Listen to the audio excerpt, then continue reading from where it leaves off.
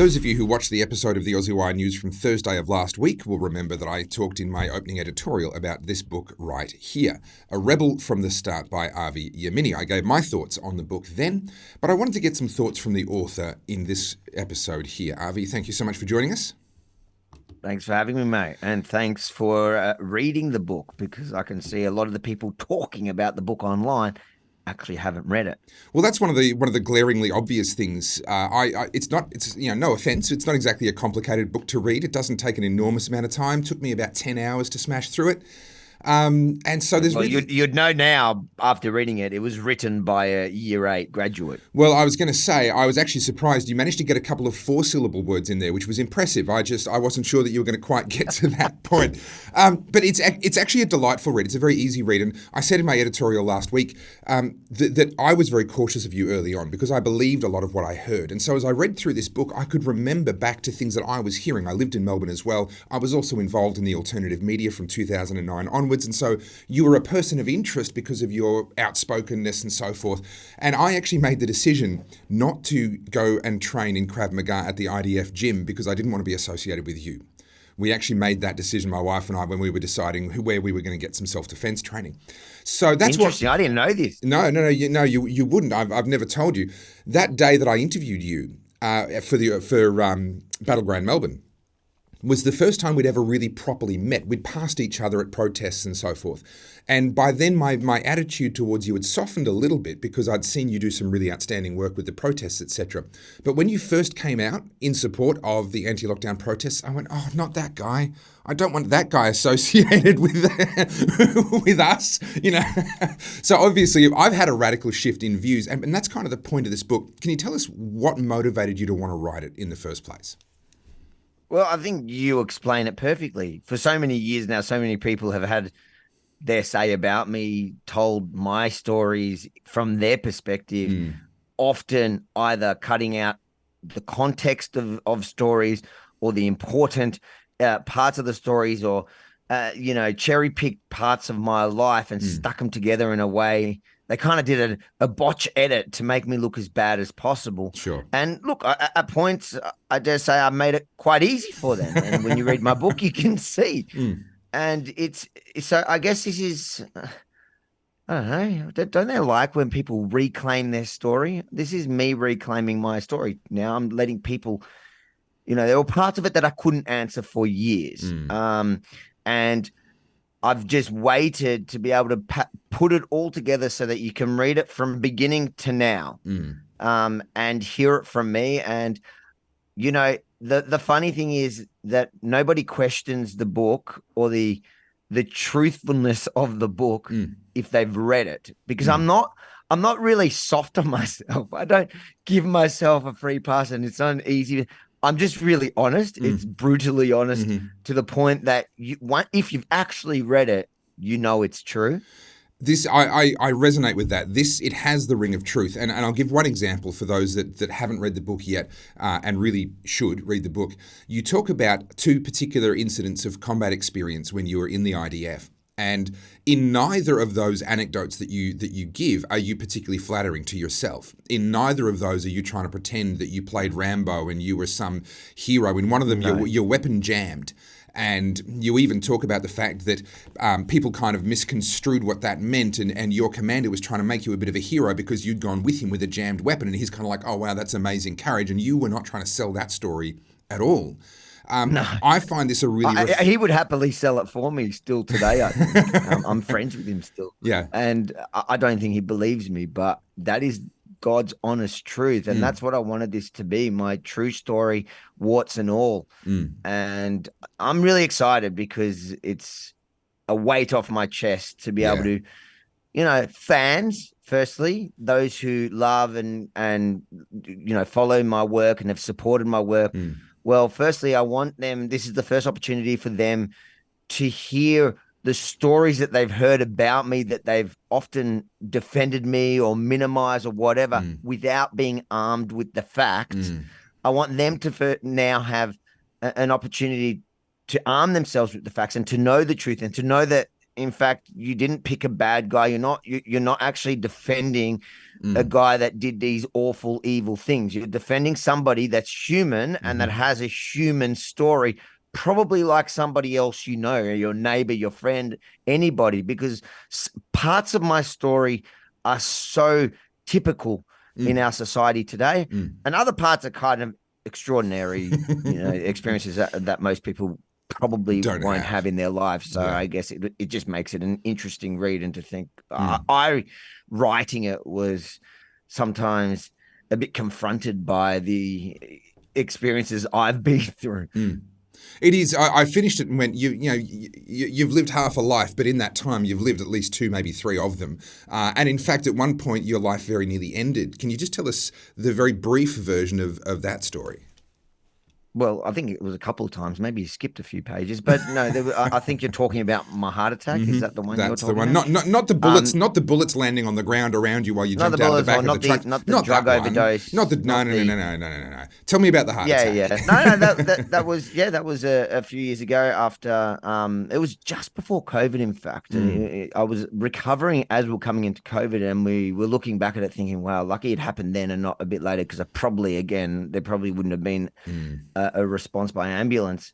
But yeah, I just got my kids back a week before. It was I had the fight of my life. It was the most stressful time of my life, mm, and yeah, I came home from the gym and I lay down for a minute, and or I was supposed to lie down for about an hour and set up an appointment, or a few hours, and my wife found me unresponsive, thought I was joking because he this is a thought I was theme. playing This is a games. theme in your book of people you having being in genuine distress and people not believing you because they just think you're being a larrikin again. I'm like the boy who laughed wolf or Yeah. something, where I've always joked about everything, and then Yeah. when shit gets real, Mm, I'm often not taken seriously mm, until I am. mm, And in that case, I was, when she realized I can't fake the color of my skin going gray. mm, And I just, you know, I've had a few of these experiences in my life where I am literally the luckiest person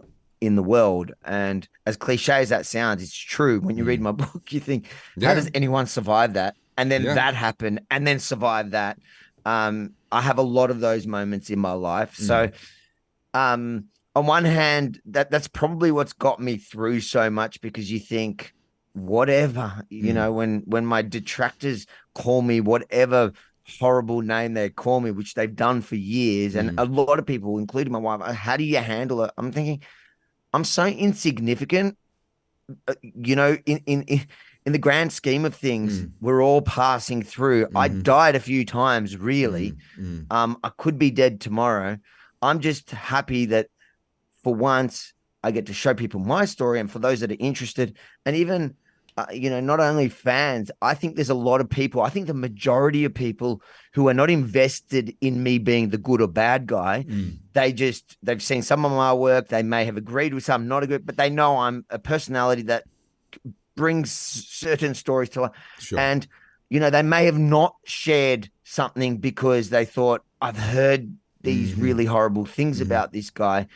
And I've never defended myself in the public arena. I've never given him another, another side of the story. Mm. And I guess that silence is an admission of guilt in most people's minds. But if you Sure. actually understood how our system works, is it often isn't. Mm-hmm. So for me, it's finally giving even those people, so fans and people in the Mm. middle, Mm. and just detractors, something to be angry about. I love, now I saw that they're going on about how, they were mocking me at first that there were no sales, and then when it Mm. got to the number one bestsellers, they're starting to share videos how you beat the bestsellers Yeah, yeah, yeah, algorithms. Like, yeah, yeah, these guys are just yeah, such clowns, yeah. and I love it. So I think it's ticking all the boxes, and I'm really happy with the feedback I'm getting Mm. from pretty much everyone, including people that were skeptical of me, Mm. that are telling me, sending me messages, telling me they were skeptical of me, Mm. Mm. but they, after reading my book, it's put it into context for them, Sure. and You know, nobody's going to excuse some parts of the book. even me.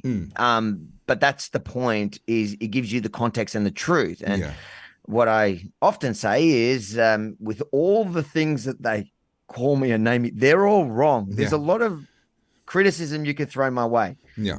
It's just not what they're using. Well, Avi, from my perspective, I had, of course, the opportunity to interview you for Battleground Melbourne, and that was really the moment when I discovered that so much of what I thought I knew about you was completely wrong. And what you just said before about how they're criticising you actually for the things that you're innocent of, and there's other things to criticise you for. I literally realised that as I was sitting there, and we were looking at each other through cameras. If you remember, you had a teleprompter screen in front of you, and I'm staring into a camera lens, and it was all set up so that you'd be... My wife doesn't let me forget it, because apparently I shouldn't have worn the ripped jeans.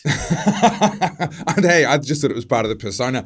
But honestly, I expected here is what I'd invented in my mind, was that Avi Yemini was insecure and egotistical, and that's where the over-the-top larrikinism and attention-seeking behavior and all of that came from. And I really thought that what I was going to find was a shallow veneer of a person behind which there was just insecurity and unfounded ego and everything else. That was what I'd kind of built in my head.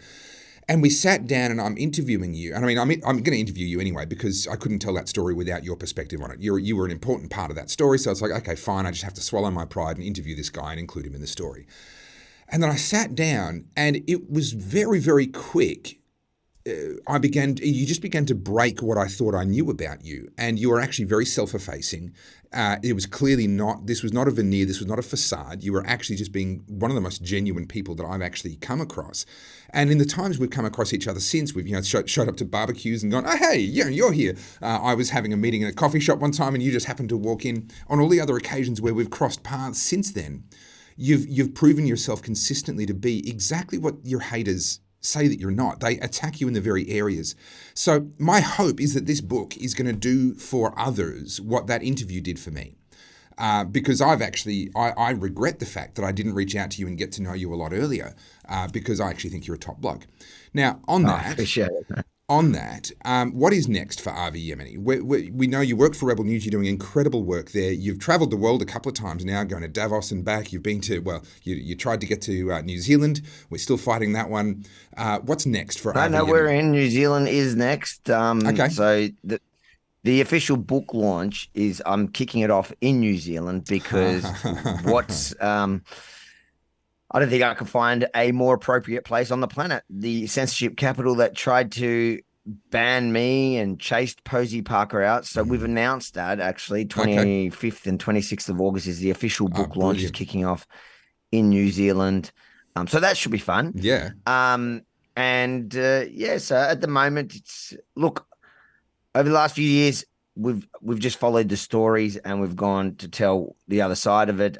Whilst now I also have a bit of the book tour to do as well, because the last thing they want to see is too many people knowing the truth about anything, from what happens in Davos to the lockdowns in Melbourne to my personal story. Anything that goes against the narrative, we've actually got to fight to get it out there. So I appreciate you letting people know about it. And you could probably, if people want it, they can go to rebelfromthestart.com. That's the easiest place to get it. What's next? We'll see. Watch this space. Excellent. Look, we'll put rebeltothestart.com as a link into the description of this video. I congratulate you. Rebel from the start. Sorry, Rebel from the start. Rebel from the right link in it. Sorry. Listen, I'm giving you free publicity. No. It's written on the front cover of the book that you're holding. All right. Does it have the A? Just so I don't make a mistake. Does it have A, Rebel from the Start? I think that also goes that way, but it's rebelfromthestart.com. I think it's redirected in case it was a complicated decision whether you have the A or not. I can relate so much. We argued for a long time about the in the Aussie Wire. But look, this is, all jokes aside, this is a genuinely brilliant book. I've thoroughly enjoyed it. It will sit on my shelf with pride. And, I'm very happy to have gotten to know you, and very happy to have discovered a couple of years ago just how wrong I was about you. And I hope that other people do the same through this book. Avi Yemini from Rebel News Australia. Thank you so much.